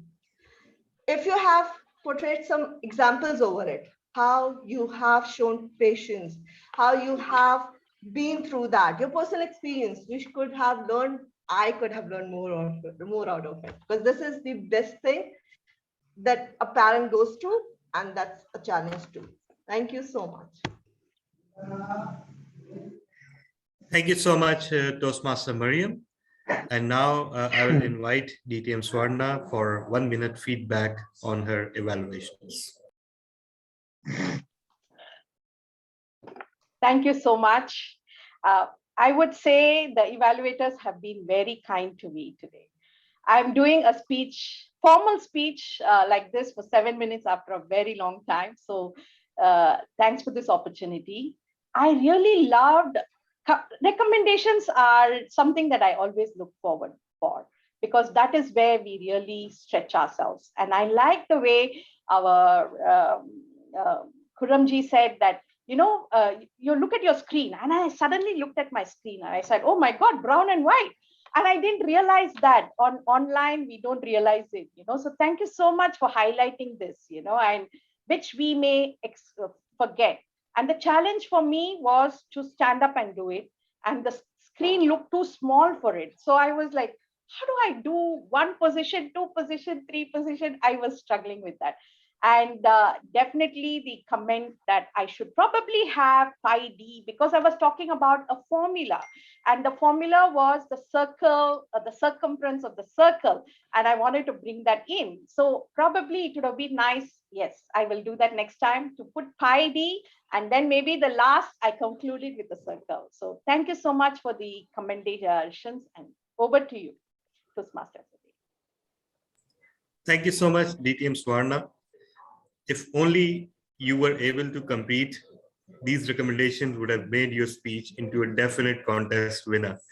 Now I hand over the charge to our next evaluator, next lead evaluator, Toastmaster Karim Meghani. Or sorry, I should hand over the charge to our Toastmaster of the day, DTM Sudarshan. Over to you, Sudarshan. Not a problem at all. But yes, you are right. The transition is to Toastmaster Karim Meghani. In the interest of time, let's go straight to the heart of the matter, and let's invite Karim to come up on stage and start with his evaluation. Toastmaster Karim, the stage is all set for you. Thank you, Toastmaster of the day. It was an honor. It was really an honor to witness this fantastic speech by GM Mubina Rauf. This was the first time I was listening to her. And that was the idea, that, you know, the project is to connect your audience. So when you gave the title of when I see the title, it was the fashion footprint. And you started with carbon footprints. And that was the something which was, you know, it immediately connected us, all of us, that, you know, we can see that, you know, what you are trying to explain. What I really loved about your speech is the information, the research you did. There was a self-reflection. You were talking about a lot of things, about a lot of data, that how Zara is, you know, how treating their employees, how you are working with the fashion, how we can look at our fashion trends. A lot of information on the presentation slides. One thing, if I'll go to the recommendation to you, that, you know, your data was so brilliant, but it was too much. I think that can be improved. And, you know, when we are connecting audience, we want our audience to look at your data and immediately start reflecting on it. How we can see that when we are, if suppose if I would be in this position to present this, probably I will use graphic. You know, I will use the graphs to explain that, you know, how the footprint works. So the information was brilliant. Your idea was brilliant. You want to tell us that, you know, what our trends are. what are the issues are for the fashion footprints and how we can reflect on it. One thing immediately, my type of person, when I look at this data, then I start analyzing it.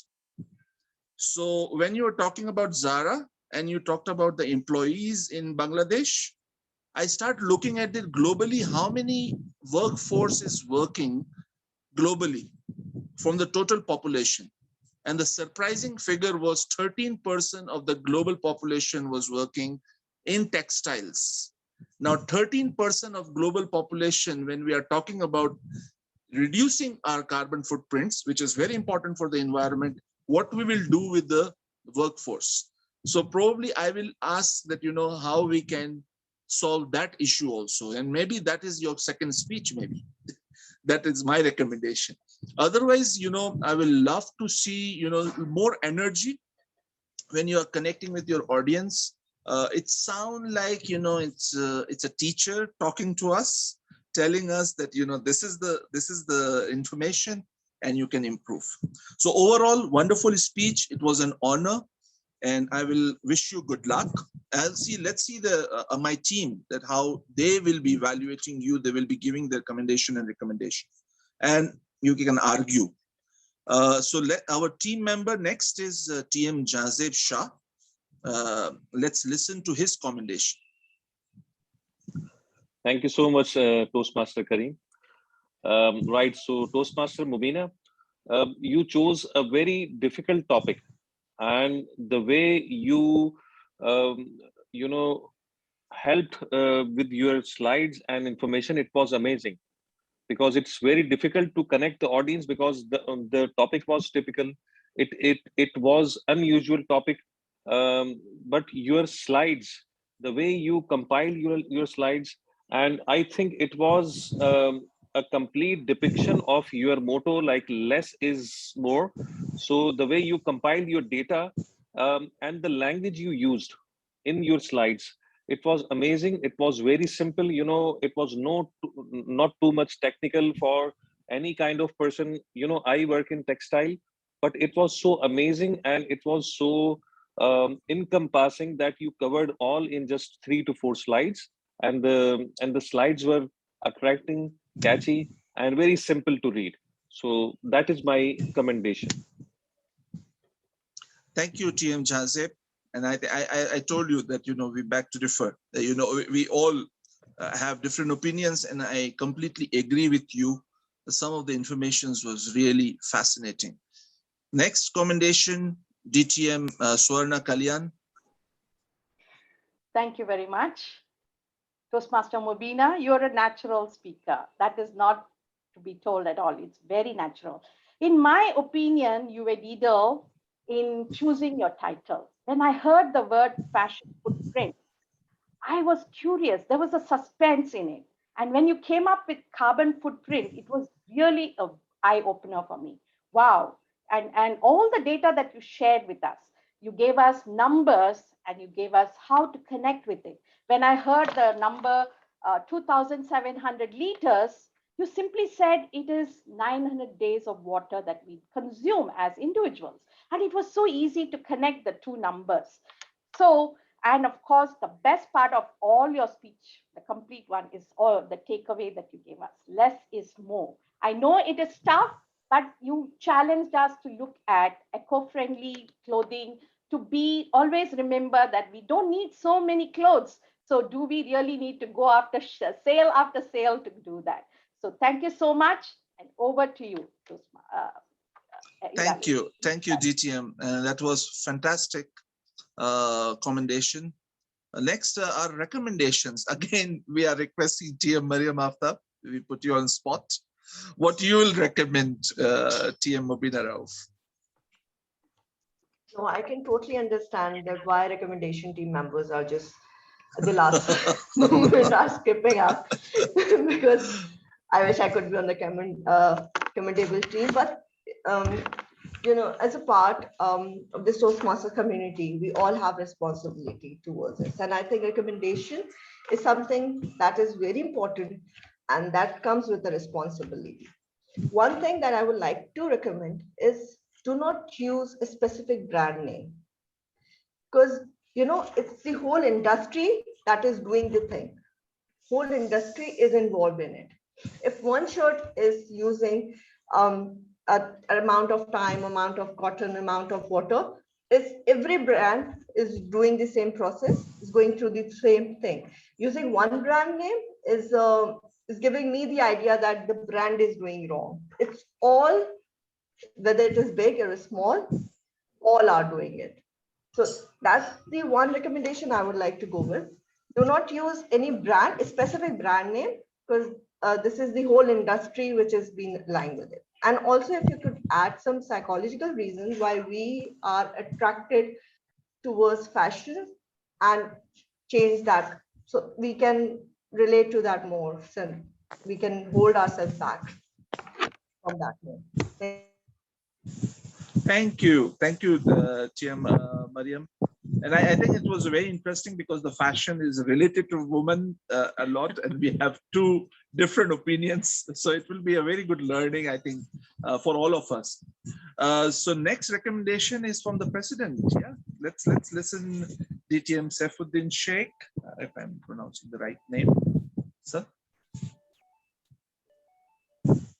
You're on mute, Saif sir. As usual, I'm old man, I forget to turn on my mic. Toastmaster Mubina, let's go straight to the recommendation. You have done a research, and this research you share with us is too much information for one 5 to 7 minute speech. If you can narrow down one aspect that is good for us, it's better if you can take us to your wardrobe and you just said about that this shawl is given to me by my sister and I'm just keeping it from the last 10 years. And similarly, you can show that this cloth I bought and this is how long it is and I'm not going to buy the new stuff. So that will give the impact to us that how possessive you are to the carbon footprint. Instead, I think another thing is that since we are at online, it's better instead of using the chair like me. You have the speaker, you just move and stand and speak. That will give us an impact that you are a really researcher. Over to the evaluator. Wonderful, sir. I see we kept the best in the last year. So I loved your recommendation, and I think we all, and it's the whole idea that how we can improve. So thank you very much for this lovely speech, TM Mubina Rauf, and over to you, Toastmaster of the day. Thank you very much, Toastmaster Kareem. Indeed, both the evaluations along with the teams would have certainly added a lot of value to the speakers. Definitely to me, as an individual, I can say that there were nuances which I didn't think of, which the evaluators brought out. Let's now carry forward with our meeting. We are running about 12.5 minutes late, so we need to speed up. In the process of speeding up, I would just bring it back to the theme of the day in terms of measuring time. Ancient humans used multiple things that were around them to measure time. As science and knowledge developed, humans started experimenting with various devices with which they could measure time. One of the first things that they did was to create something called the sundial, which we can see in India and Pakistan being still revered and still being monuments of pride in both our nations. And that is evidence of the fact that humans respected time, and not just time, but the devices that measured time. So one of the greatest sundials on earth exists in India, in Rajasthan, one of the oldest ones, which not just measured the passage of time on the sky, but could even enable astronomers to predict the oncoming eclipses, oncoming natural events that are going to take place, for which people could be warned and prepared. So ladies and gentlemen, what I'm trying to say is measuring time has always been very critical, very important, and humans have invested a lot of time, energy, money, and effort in creating devices. That only says that every moment of time that you have at your disposal, you need to use to the best of your ability. What better than trying to make a speech meaningful in less than 2 minutes? And that's precisely what we will experience in our next segment, which is our table topics. And to helm the affairs of our table topics segment, we have a gentleman who is looking very dapper today in his beautiful Pashtun cap in very, very cold Lahore. He is someone that came into this meeting room right at the 10-minute mark, which DTM Tala had implored all of us to come into, and has been generating energy right from then. I'm sure the table topic session is going to be just as energetic. So let me give the stage up to our president and our table topics master for the day, DTM Saif Ali Shaikh, to conduct the session. DTM Saif, the stage is all for you. Thank you very much, TMOD, DTM Sudarshan. So this table topic is little different, and I'm asking Toastmaster Abdul Fattah, DTM Abdul Fattah, you are representing the France. Toastmaster Karim Meghani, you are representing the Germany. Toastmaster Mariam, you are representing UK. DTM Cynthia, you are representing where you are living at USA. And Toastmaster Hong, you are here with us, and you are representing the China. UN Secretary General's call a meeting to discuss ozone layer effect. And he said, during the COVID era, our environment is getting better toward the ozone layer. What are the measures we must have to take? So each country is going to represent and share their input to control the ozone layer after COVID-19. Toastmaster Abdul Fattah, you're representing the France. France. Yes. Oh, ok. Est-ce que je peux parler en français? Donc, si je représente la France, pour nous, on doit arrêter tous les vols. Et bon, alors, what I meant is, since I represent France and I have to speak in French, I'm Macron, okay? What I meant is, I have made a decision, okay? And it's a revocable decision. There's no time for democracy these days. Is to make sure that all cafes and all public places will actually be closed, okay, for a period of 1 month particularly, and then we will assess the situation later. Plus, I have ensured that no flights are coming in and no flights are going out for 1 week till we actually establish a matter and assess the situation. C'est ce que j'ai fait, et merci pour votre attention. Thank you. Thank you very much, Toastmaster DTM Abdul Fattah. Let's move to Toastmaster Karim Meghani. He's going to represent the German. Okay, as I know, that Germany is, one of the leading industrialist country. We all know that, we have a lot of industries in Germany. A lot of workforce is working. So one of the things, what I can do is to look at our carbon footprints. We can see our greenhouse gas emission rates and how we can reduce it. That is one thing. After looking at the data, one we can identify that where are the areas where we have the highest numbers, we can work on it. The other things, after post-COVID, I think that, I can encourage people to use, go for the electronic cars, solar cars, probably which is energy friendly. Cycling is really improving in Germany. And I think this is something which I will encourage young people, so you can have more pollution and also have a lot of green spaces. I think civil society have to play a very important role to tackle environment. I think that we will encourage in Germany more civil organizations to work on a greener planet.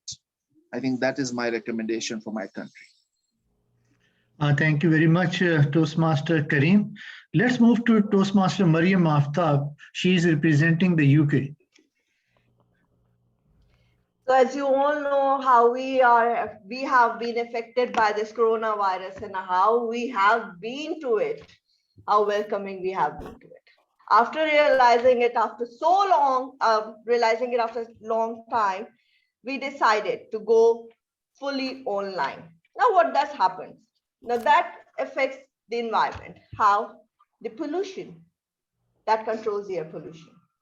No vehicle, no extracurricular activities on the floor. The sound systems has been knocked down. People at their home spending their time. What happened in the street, on the streets? Now the pollution has been revised. How we can contribute to the environment.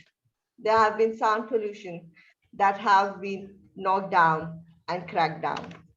There has been more improvements towards the environment, though psychological improvements are taking place and different researches has been taking out how that impact people, mind, living, and society. That's all from my side. Thank you very much, Toastmaster Maria. Let's move to DTM Cynthia.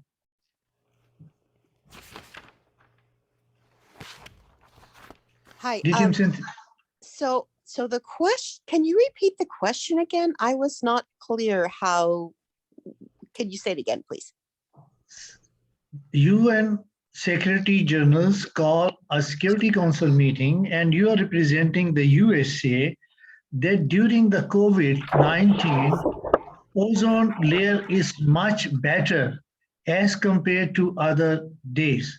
Now, what is your input to have a good environment to world ozone layer? Yes.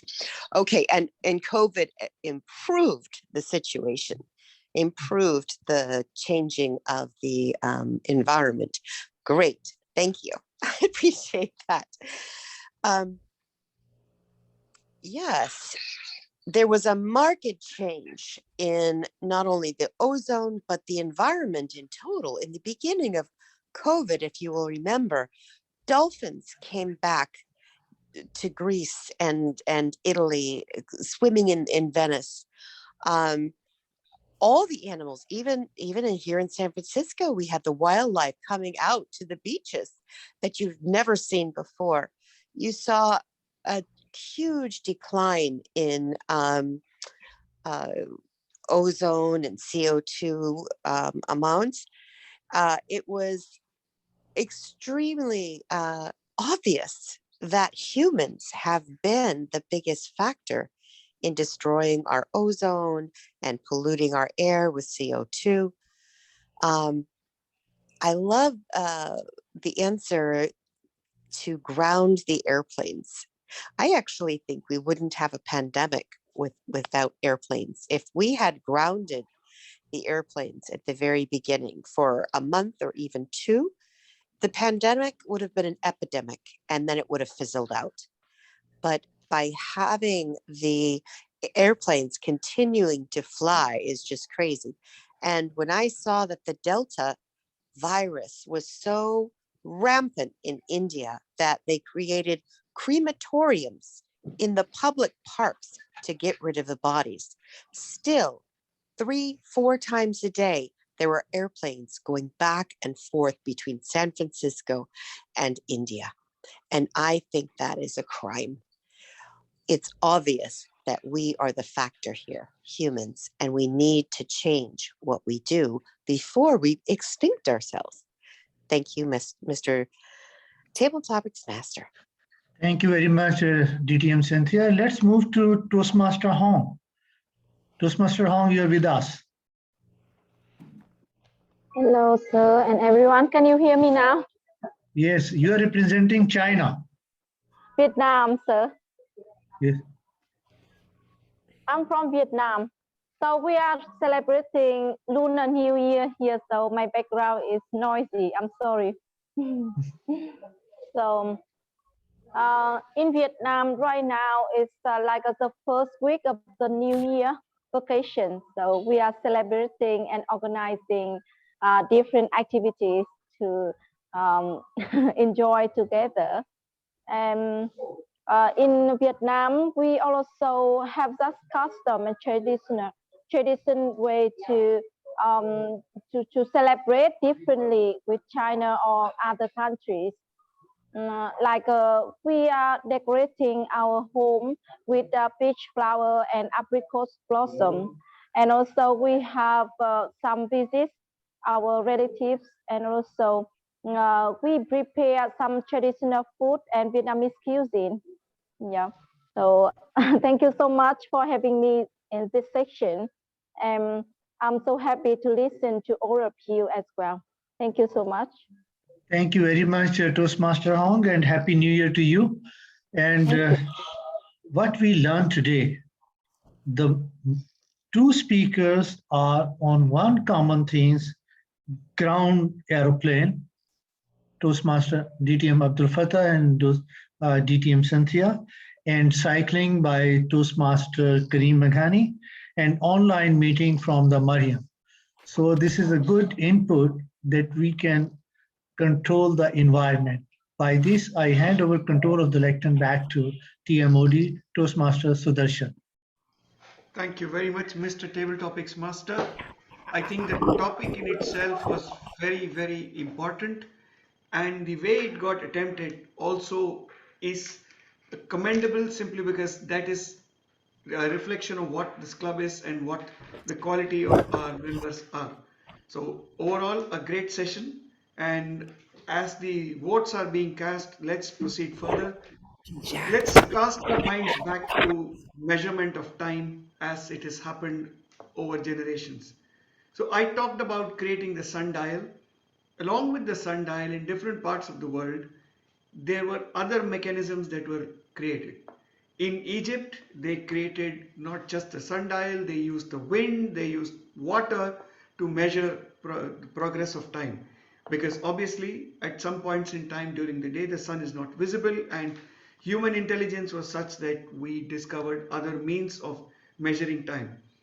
As things progressed, around the year 1250 was the first clock that was developed. This was developed in Italy, and it was first a privilege to own something that could actually measure passage of time. And from then onwards, as knowledge developed, as science developed, multiple iterations of the same device started coming out, to the extent that in France, Foucault developed the pendulum, and then the pendulum clock came into being, which was even more accurate, and that stayed for well over 400 to 500 years. As engineering technology developed, we continued to enhance the way we measure time, and to the extent that big cities of the world took pride in putting up clock towers. So if you look at the city of London and recall the Big Ben, that is a matter of pride for that particular city, and that edifice came up way back in around 1600 or thereabouts. And if you look at all major cities of the world, you will find that there is a clock tower somewhere in the middle of the city. This shows how important it was for humanity to measure time. Today we are standing at the top of the peak when it comes to technology and development, and today we have gone to the extent of developing an atomic clock which is accurate to the nanosecond, and that gives us time to the most precise point that we can get to. What I'm trying to drive at is the fact that time is something of essence, time is something material, time is something that's been precious, and it is encapsulated in the very fact that even today, given a choice, most of us would like to go out there and buy a Rolex and adorn our wrist with that, simply because it shows that you have arrived and your time has come. So that in itself is an evidence of the fact that we humans tend to ascribe value to time, and therefore we've been always fascinated by this metaphysical thing called time. And today's meeting theme was all aligned to just that. We now get into the last segment of our meeting, which is the general evaluators' comments and the role players' reports on how the meeting got conducted. And this is an ideal culmination of our time together today. So to do the honors as our general evaluator, I'm going to invite up on stage a gentleman who is also very soft spoken, but in the few words that he utters, he leaves us with tons of meanings and a lot of things to ponder about. Let's welcome Toastmaster Khurram Saeed Chishti, our general evaluator of the day, to come and take the stage. Toastmaster Khurram, the stage is all set for you. Thank you, Toastmaster of the day. In the essence of time, as we are behind schedule, I would like to call upon our role to come up on stage and start the reports. I would like to call upon language evaluator TM Saif Shah to share his report. Right. Thank you so much, Mr. General Evaluator.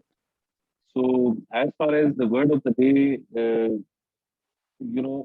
I did not notice anyone used it. So it can be my fault, but I think no one used it.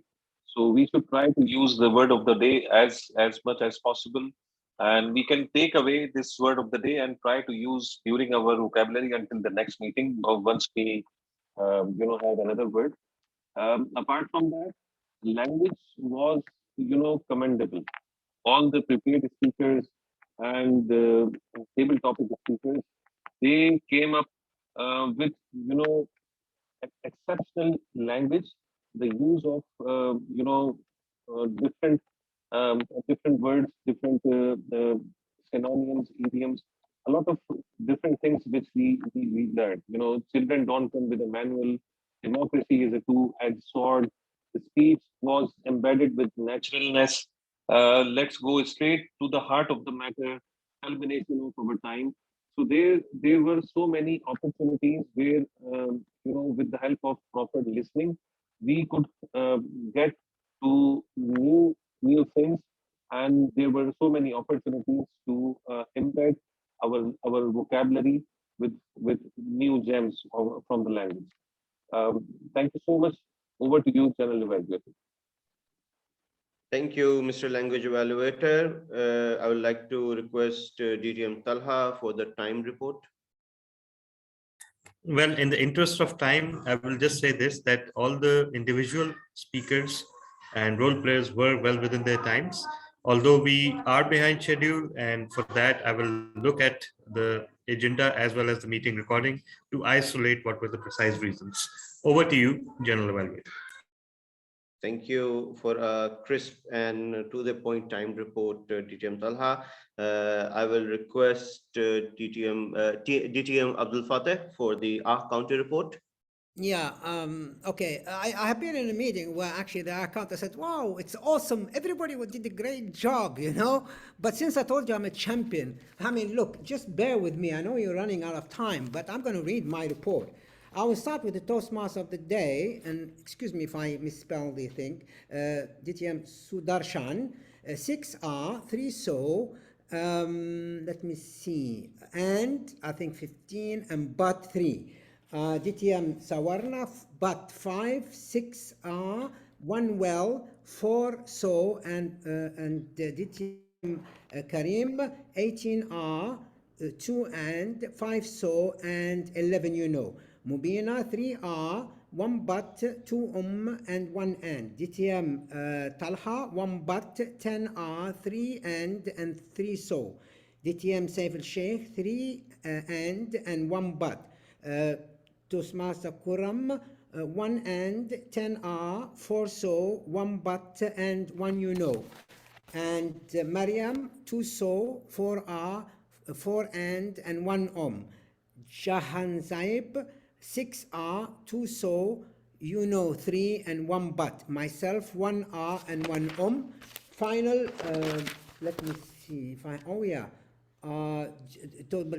table topics, Cynthia, 9 3 2 and 1 but. Hong, 3 1 so, 3 and 1 so. At the end, the champion DTM Karim 18, so DTM Karim 5, Mariam 2 with Mubina 2, tie, and Sudarshan 12, but DTM Karim 5, and DTM Karim 7. That's my final report. Thank you.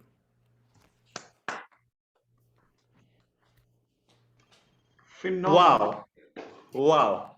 So, with all respect, with this report, I want to say with intention, so thank you very much.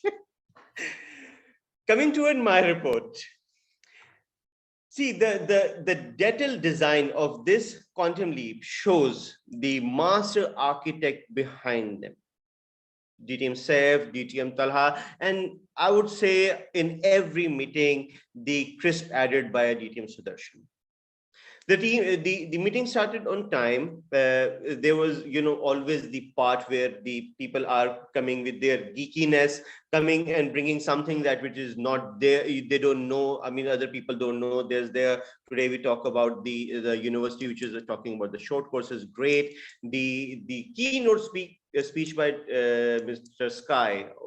Come on. I mean, that was the most geeky keynote in the all 9 Toastmasters I have ever seen. I mean, I was going it and I was thinking, am I sitting back in my engineering university and he's talking about the Fourier transform and he's my professor again? So it was the geek keynote speak I have ever seen.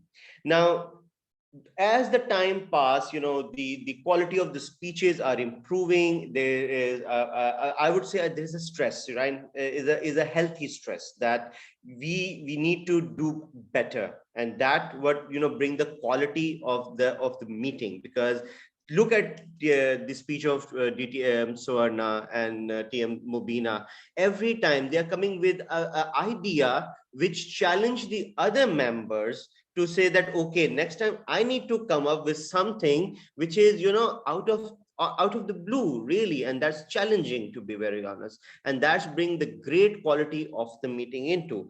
Then moving toward the table topics, I would say, as always, DTM Shaikh, he surprised me.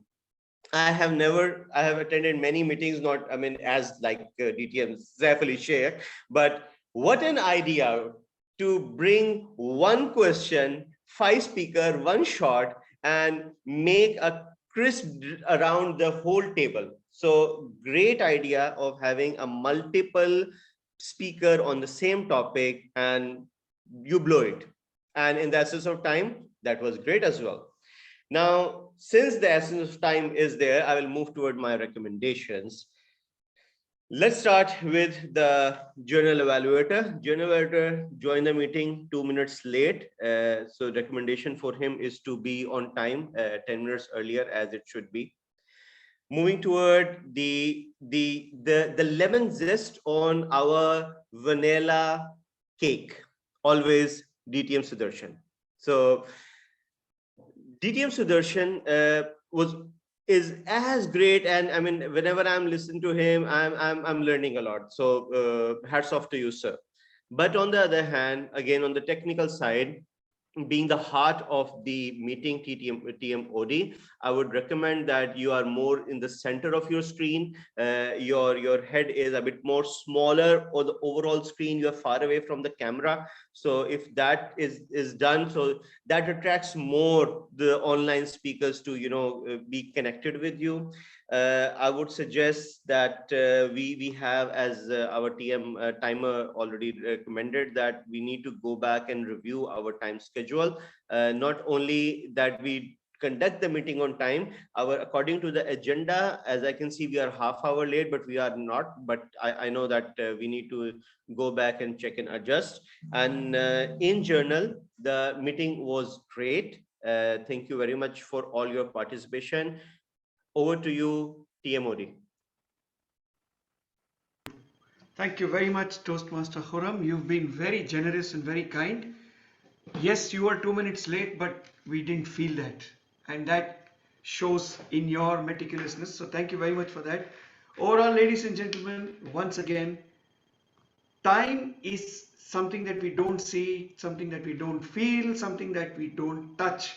Yet it touches us, it makes us feel its presence or its absence, and above all, time does not wait for any one of us. Today we had a great 2 hours with each other. We spent a Saturday morning, Saturday evening, Saturday night, whatever it may be in your time zone, with each other, and for that experience, I'm sure each of you, when you look back, will say this was time well invested. And this is what Quantum Leap Toastmasters brings to you week after week. Every meeting of ours is going to be as rich as this one. It will have different flavors from different parts of the world. The one thing that I would like to say to all of you as I take my departure from the stage is the fact that in this meeting, in this club, you will be able to enjoy the fruits and flavors of all different parts of the world, from Australia to America and everything in between. And when you are at it, if you choose to put your hand up and participate, guess what? You are going to get an opportunity to be listened to and evaluated by people who are committed and dedicated to this program called Toastmasters. So come forth, be our member, attend our meetings, and just enjoy the ride with all of us, because this is your time to grow and shine. With that, I will take my leave as your TMOD and hand the stage back to our president to announce the results and any other club business that may be there. Mr. President, could you please take over? Thank you very much, DTM Sudarshan. What a wonderful meeting we have it. Fellow Toastmaster, did you enjoy the meeting today? Oh, that's great. That's great. Let's have a voting result. DTM Talha, do we have a voting result ready? Yes, sir. We have the voting result ready, but I urge everyone to vote for the best big three. We are short a few votes, so take a few seconds to please vote, everyone, and then I'll share the results. Just make the announcement for the best speaker, best topic speaker. Sure. Now the results are ready, sir. So best speaker award for today goes to DTM Swarna. Congratulations.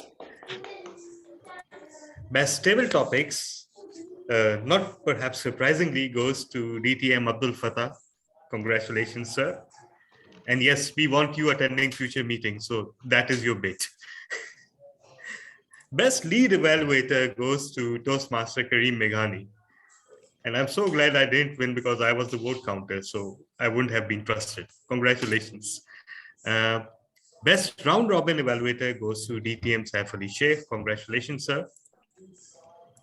And best big three, after a very close contest, goes to DTM Sudarshan. Congratulations. Thank you very much, fellow Toastmasters. Do you have any comments or any suggestions or any business?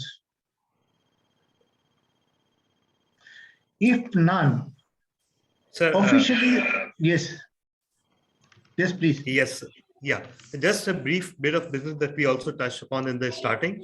I'm in contact with DTM Cynthia about the possibility of rescheduling our combined meetings on the 27th instead of the 20th, with respect to, of course, as pointed out by DTM staff, that thanks to the 5th Saturday that we have in January, we have, without knowing it, shifted to 1st and 3rd Saturday. It should be 2nd and 4th Saturday for Quantum Leap meetings.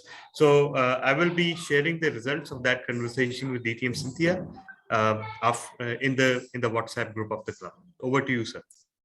Thank you very much.